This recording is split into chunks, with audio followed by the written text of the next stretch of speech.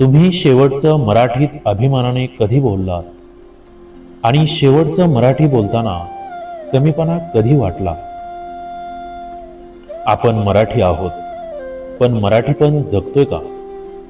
आई म्हणताना ज्या भाषेत पहिल्यांदा आवाज फुटला, ज्या भाषेत पहिली कविता ऐकली, ज्या भाषेत स्वप्न पाहिली, ती भाषा म्हणजे मराठी.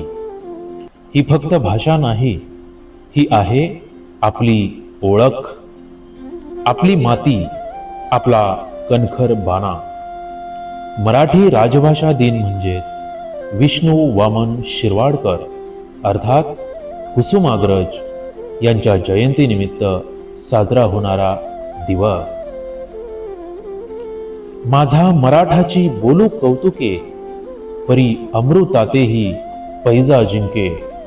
याचा अर्थ मराठी भाषा अमृतापेक्षाही अधिक गोड आणि रसाळ आहे, जी स्वर्गीय अमृताशी स्पर्धा करूनही जिंकेल. हे वचन मराठी भाषेचे माधुर्य, समृद्धता आणि साहित्यिकांचा अभिमान दर्शवते.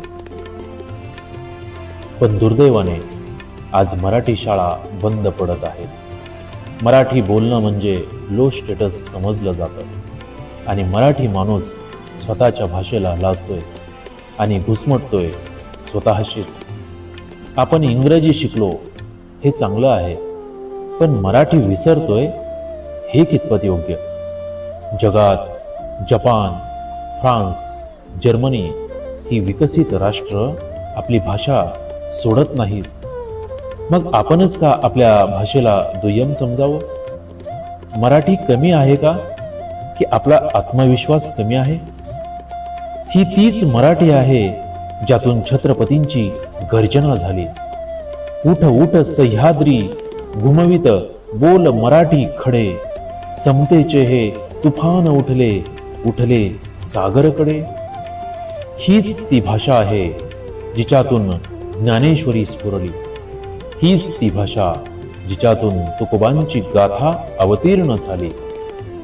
हीच ती भाषा ज्यातून कविश्रेष्ठ कुसुमाग्रजांनी शब्दांना ज्वाला दिली. मराठीचा इतिहास संघर्षाचा आहे मित्रहो, पण मराठी माणूस कधी झुकला नाही. मराठी वाचवा असं म्हणू नका, मराठी जगा. घरी मराठीत बोला, मुलांना मराठी वाचायला लावा. सोशल मीडियावर मराठीतच व्यक्त व्हा. कारण भाषा टिकते ती सरकारी आदेशाने नव्हे, तर स्वाभिमानी माणसांच्या रक्तातल्या जाज्वल्यतेने. सर्वांना मराठी राजभाषा दिनाच्या मराठमोळ्या शुभेच्छा. जय मराठी, जय महाराष्ट्र.